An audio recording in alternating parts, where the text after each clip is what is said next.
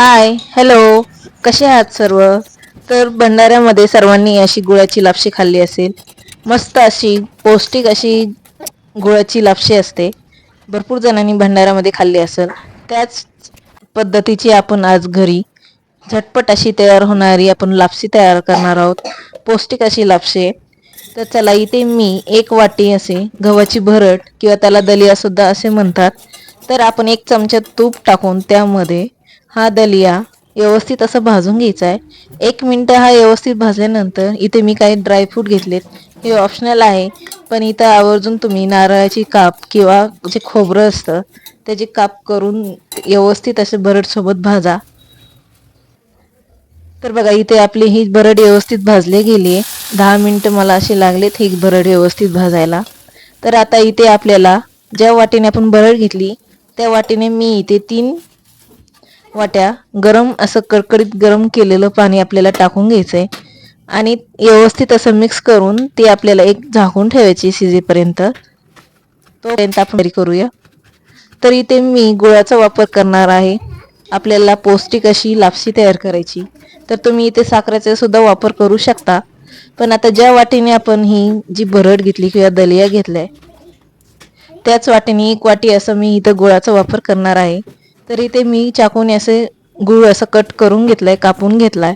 तुम्ही इथं खिसून सुद्धा घेऊ शकतात. तर चला, इथे आपला गुळ असं कट करून घेते आता. आपल्याला ही 1 वाटी असे गूळ वापरायचा आहे. तुम्ही जर तुम्हाला गोड जास्त लागत असेल तर तुम्ही 1/4 वाटी किंवा 1.5 वाटी असं गूळ वापरू शकता तुमच्या आवडीनुसार.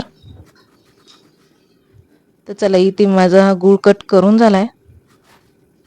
तर चला आपण बघूया शिजले का ते चेक करूया. तर बघा, ह्याच्यात थोडंसं पाणी शिल्लक आहे. अजून थोडंसं हे कच्चं आहे, तर यावर आपण एक 5 मिनिटं व्यवस्थित झाकण ठेवून एक शिजून देऊया.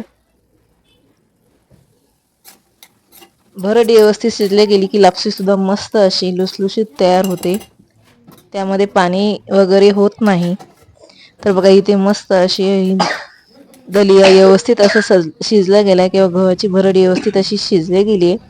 तर आता यामध्ये आपण टाकणार आहोत जी कट करून घेतलेला जो गूळ आहे तो टाकून घेणार आहे. व्यवस्थित मिक्स करून घेणार आहे. मिक्स केल्यानंतर यामध्ये आपल्याला गूळ पूर्णपणे वितळेपर्यंत किंवा विरघळेपर्यंत व्यवस्थित मिक्स होईपर्यंत आपल्याला हे मिक्स करून घ्यायचं आहे आणि त्यावर आपल्याला एक 5 मिनिटं झाकण ठेवायचं आहे. 5 ते 10 मिनिटं लागतात. ही व्यवस्थित अशी मोकळी लुसलुशीत अशी आपली ही गुळाची पौष्टिक अशी लापशी तयार होते. आता बघा, या ठिकाणी आपल्याला 1 चमचा वेलची पावडर, इथे तुम्ही सुंठ पावडर किंवा जायफळ पावडर वापरू शकता. तर बघा, हे इलायची पावडर टाकल्यानंतर हे व्यवस्थित असं मिक्स करून घ्यायचं आहे आणि एक 4 ते 5 मिनिटं आपल्याला झाकून व्यवस्थित असं हे शिजून द्यायचं आहे की ज्यामध्ये आपण जी गूळ किंवा वेलची पावडर टाकली व्यवस्थित मिक्स होईल, त्याची टेस्ट पूर्ण अशी लापशी लागेल. तर बघा, इथे मस्त अशी आपली गुळाची लापशी तयार झाली आहे. तर तुम्ही एकदा जरूर ट्राय करा. चला टेस्ट करूया. खूप मस्त अशी ही लापशी तयार झाली. चलो बाय, थँक्यू.